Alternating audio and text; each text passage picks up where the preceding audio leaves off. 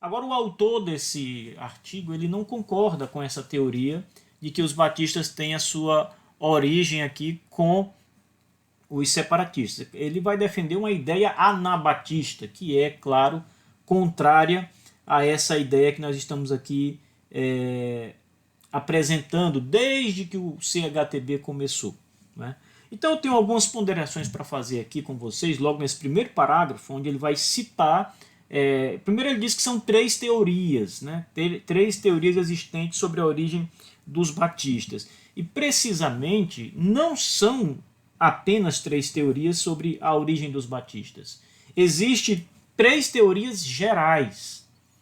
Então nós precisamos fazer uma separação aqui quando falamos de teorias gerais acerca dos batistas e quando falamos de teorias grupais ou mais específicas acerca dos batistas. Porque os batistas precisam ser entendidos de, primeiro, que eles não. Existem dois grupos históricos. Existem os batistas gerais, por um lado, existem os batistas particulares, por outro lado. Eles não nasceram juntos e se dividiram depois em dois grupos. Eles são grupos distintos que tiveram início distinto com influências distintas. Então, isso tem que ser levado em consideração quando se estuda a história e a origem dos batistas. Então, o autor ele fala de três teorias, mas é preciso entender que são três grandes teorias gerais. Na verdade, divide-se em quatro teorias gerais. Né? Porque a terceira teoria, por assim dizer, ela tem uma subdivisão. Então, ela caminha por duas abordagens. Então isso também tem que ser levado em conta. Né? Então essas subdivisões elas acabam formando novas teorias. Porque quando você divide uma teoria, uma grande teoria, por assim dizer, uma teoria mãe, e ela tem ramificações, então obviamente que nós temos aqui duas teorias ou mais, se for o caso, que nasce de uma ideia principal.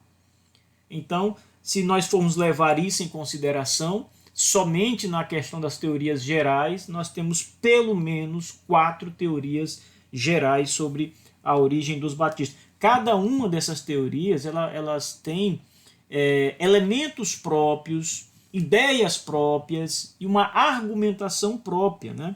Elas têm detalhes, por exemplo, que uma aponta detalhes que a outra, por exemplo, não vai apontar e não toma esses detalhes, essas argumentações para si mesmas. Além disso, pessoal, além desse grande conjunto de teorias gerais sobre a origem dos batistas, tem as teorias específicas, que eu denomino de teorias grupais, que são aquelas teorias que vão explicar a origem particular de cada um dos grupos. Como eu disse, são distintos, são diferentes, né? Então essas teorias grupais, elas procuram explicar como nasceram os batistas gerais, como nasceram os batistas particulares. E aqui também, nessas teorias grupais, nós temos um conjunto de teorias, várias, para explicar o nascimento dos batistas gerais e outras tantas para explicar como se deu a origem dos batistas particulares. Então você percebe que não é tão simples assim falar sobre a origem dos batistas. Não é algo bem resolvido, por assim dizer. Assim, que há muita discussão, claro. Essa discussão, essa muita discussão, não quer dizer que não tenhamos aqui uma posição majoritária, com muita comprovação. Existe uma posição majoritária, com muita comprovação documental, histórica, mas existe uma discussão muito grande, apesar disso. Né? Existe essa grande discussão. Então, o que eu quero mostrar para vocês aqui é que, para explicar, por exemplo, a formação dos batistas gerais, existem pelo menos três teorias principais que devem ser consideradas. Estou falando aqui agora para explicar a formação dos batistas gerais. Há pelo menos três teorias a serem consideradas. Para explicar a teoria da origem dos batistas particulares, nós temos também um conjunto de teorias, né, que são necessárias para serem estudadas, porque existe todo um debate acerca disso. Portanto, o pesquisador batista, o estudante batista, ele não deve ir correr direto para a teoria principal. Por exemplo, há um consenso de que a teoria da formação dos batistas dos particulares se deu pelos separatistas ingleses, né? E dos gerais também, inclusive, se deu pelos separatistas ingleses.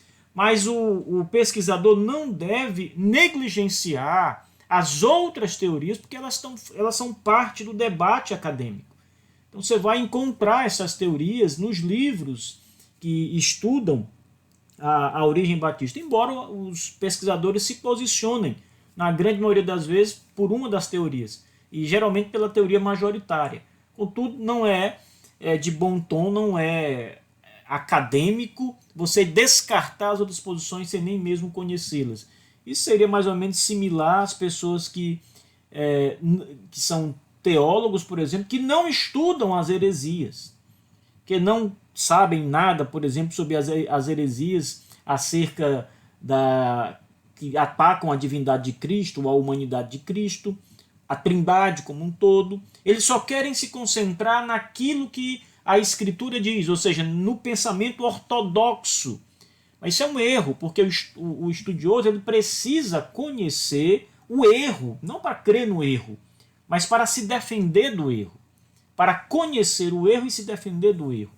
Então, a mesma coisa se aplica aqui no estudo histórico da origem dos batistas. É necessário que o estudante conheça todos os pontos, todas as teorias acerca da origem dos batistas. Então, para estudar os batistas particulares, nós temos 3 ou 4 teorias que devem ser estudadas, né? 4 teorias se considerarmos essa ideia que o articulista dessa matéria coloca, a ideia de que os batistas particulares têm origem com os anabatistas. Se você for estudar com essa perspectiva, você acrescenta essa ideia da origem dos batistas particulares com os anabatistas, né? Agora, claro, tem gente que está levantando essa hipótese agora, né, de que os batistas particulares vieram dos anabatistas, mas essa hipótese ela é autodestrutiva, por assim dizer, né?